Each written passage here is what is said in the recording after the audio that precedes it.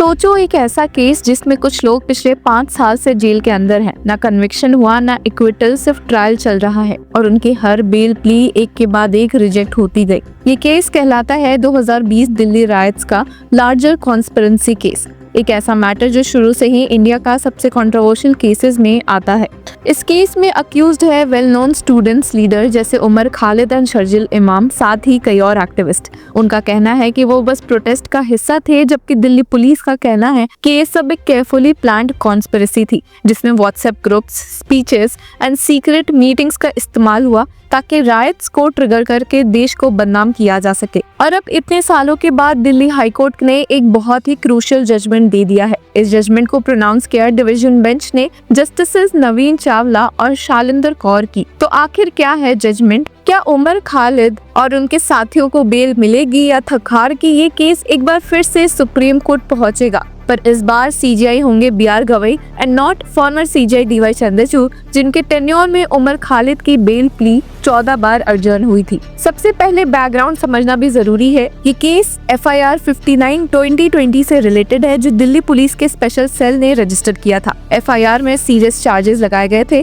IPC के provisions और unlawful activities prevention act के। पुलिस का एलिगेशन है कि एंटी CAA प्रोटेस्ट के दौरान एक बड़ा कॉन्स्पिरेसी प्लान हुआ था जिसमें कुछ एक्टिविस्ट और स्टूडेंट लीडर शामिल थे। कॉन्स्पिरेसी का अलेज्ड गोल था कि दंगे कराए जाए और देश की इंटरनेशनल इमेज को डिफेम किया जाए। अक्यूज लिस्ट भी काफी बड़ी है। उमर खालिद, शर्जिल इमाम, अतार खान, खालिद सैफी, मोहम्मद सलीम खान, शिफाउर रहमान, मिरान हैदर, गुलफिशा फातिमा, शदाब अहमद और तस्लीम अहमद। इनके अरेस्ट 2020 के फर्स्ट हाफ में हुए थे और तब से ये लोग कस्टडी में हैं। अब हाई कोर्ट की हियरिंग में डिफेंस ने काफी पॉइंटेड सबमिशन दिए थे। उमर खालिद के काउंसिल सीनियर एडवोकेट त्राइदी पायस ने सीधा कहा कि merely being on WhatsApp groups without sending any message is no criminality। उन्होंने ये भी कहा कि खालिद के पास से नो रिकवरी मनी और अदरवाइज हुई है और जो alleged secret meeting on the night of 23-24 February 2020 थी वो was not at all secretive as claimed by the prosecution। वही खालिद सैफी के काउंसिल सीनियर एडवोकेट रेपिका जॉन की तरफ से ये आर्गुमेंट रखे गए कि can UAPA on the basis of innocuous messages or the prosecution attempt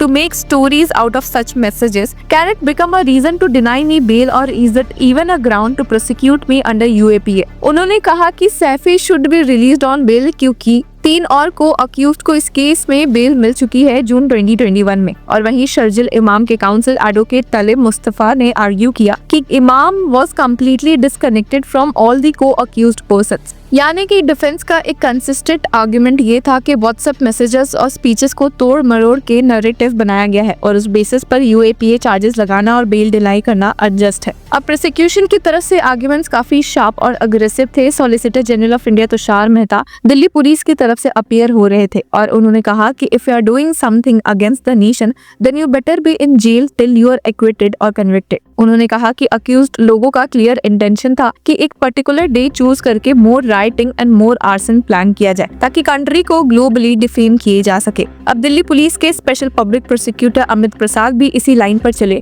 और बोला कि ये अक्यूज्ड एक स्ट्रक्चर्ड कॉन्स्पिरेसी का हिस्सा थे और बेल देना इन्वेस्टिगेशन के नैरेटिव को वीकन करेगा। और फिर आया वो मोमेंट जिसका सबको इंतजार था। The division bench pronounced that the bail plea filed by Umar Khalid, Sharjeel Imam and 7 other accused are dismissed. साथ ही एक कोऑर्डिनेट बेंच ने तस्लीम अहमद की भी बेल एप्लीकेशन को डिसमिस कर दी। मतलब अभी के लिए ट्रायल कोर्ट के जो पहले ऑर्डर्स थे डिनाइंग बेल उनको हाई कोर्ट ने अपहोल्ड कर दिया है। कोर्ट ने डिफेंस के पैरिटी और इनोसेंस के आर्गुमेंट्स को एक्सेप्ट नहीं किया और प्रोसिक्यूशन के नैरेटिव को ज्यादा वेट दिया। ये भी ध्यान देना जरूरी है कि ये अक्यूज्ड काफी ही अरसे से कस्टडी में है। शर्जिल इमाम अरेस्टेड जनवरी 28, 2020, उमर खालिद अरेस्टेड सितंबर 13, 2020, अतार खान अरेस्टेड जून 29, 2020, खालिद सैफी अरेस्टेड फरवरी 26, 2020, मोहम्मद सलीम खान अरेस्टेड जून 24, 2020, शिफा उर रहमान अप्रैल 26, 2020, मिरान हैदर अप्रैल 1, 2020, गुलफिशा फातिमा अप्रैल 4, 2020,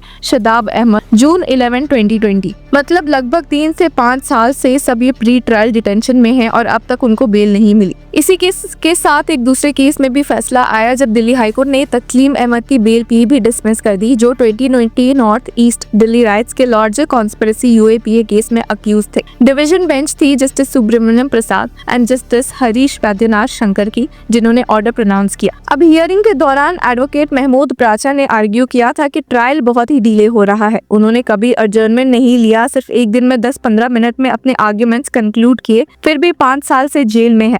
उनका कहना था कि forget speedy trial, my bail application is not even being heard, I am compelled to give up my rights due to burden on the system. दूसरी तरफ एसपीपी अमित प्रसाद ने oppose किया और कहा कि डिले अलोन बेल देने का ग्राउंड नहीं बन सकता है under section 43D subsection 4 UAPA. उन्होंने ये भी कहा कि high court interim bell grant नहीं कर सकता जब ट्रायल कोर्ट ने बेल डिनाई किया हो, अनलेस कोई इमरजेंट रीजन हो। अब सबसे बड़ा सवाल यही है कि इसका मतलब क्या है। पहले पॉइंट तो ये है कि हाई कोर्ट ने एक बार फिर कंफर्म कर दिया कि यूएपीए के केसेस में बेल ऑलमोस्ट इम्पॉसिबल होती है जब तक कि प्रोसिक्यूशन का नैरेटिव प्राइमा फेसाई क्रेडिबल लगता है। यूएपीए के प्रोविजंस ही ऐसे डिजाइंड है कि बेल एक एक्सेप्शन बन जाती है, रूल नहीं। दूसरा, ये जजमेंट इनएविटेबली एक पॉलिटिकल और सोशल डिबेट को और तेज करेगा। अक्यूज्ड जैसे उमर खालिद और शर्जिल इमाम स्टूडेंट लीडर्स रहे हैं और उनके सपोर्टर्स का कहना है कि उनकी अरेस्ट पॉलिटिकल मोटिवेशन से हुई है। दूसरी तरफ प्रोसिक्यूशन और गवर्नमेंट क्लेम करते हैं कि ये लोग एक प्लान्ड कॉन्स्पिरेसी के मास्टरमाइंड थे। एक और एस्पेक्ट है prolonged custody. Civil rights advocate जरूर ये पॉइंट उठाएंगे कि बिना ट्रायल कंप्लीट किए इतना लंबा प्री ट्रायल डिटेंशन क्या फेयर है, लेकिन लीगली हाई कोर्ट ने अभी प्रोसिक्यूशन का केस ज्यादा स्ट्रॉन्ग माना है। अब ऑब्वियस नेक्स्ट स्टेप है supreme court. Defence councils almost certainly appeal करेंगे, लेकिन सुप्रीम कोर्ट में भी यूएपीए के स्ट्रिक्ट बेल स्टैंडर्ड्स अप्लाई होते हैं, तो वहाँ भी एक अपहिल बैटल होगी। इसके अलावा अब पब्लिक डिस्कोर्स में फिर से सवाल उठने लगेंगे कि can WhatsApp messages and speeches be treated as evidence of conspiracy और इस prolonged pre trial detention against the principle of justice. तो व्यूअर्स, ये था दिल्ली हाईकोर्ट का एक लैंडमार्क डिसीजन जो डायरेक्टली टच करता है freedom, dissent and national security जैसे बड़े इश्यूज को। कोर्ट ने बेल डिनाई करके एक बार फिर री इन्फोर्स किया है कि यूएपीए के केसेस में बार बहुत हाई है। डिफेंस ने अपनी तरफ से बहुत ही शार्प सबमिशंस दिए, WhatsApp group membership, lack of recovery, speeches का लिमिटेड स्कोप, सबके बेसिस पर इनोसेंस क्लेम किया। लेकिन प्रोसिक्यूशन ने नेशनल सिक्योरिटी एंड कॉन्स्पिरेसी का नैरेटिव पुश किया और कोर्ट ने उनकी बात को ज्यादा वेट दिया। अब सबकी नजर होगी सुप्रीम कोर्ट पर कि क्या वहां से कोई रिलीफ मिलेगा, क्या ये केस वहां जा भी सकता है या कस्टडी और लंबी होगी, ये देखना अभी बाकी है। तो व्यूअर्स, आपकी क्या राय है हमें कमेंट सेक्शन में जरूर बताएं और तब तक के लिए कीप फॉलोइंग लॉ चक्रा।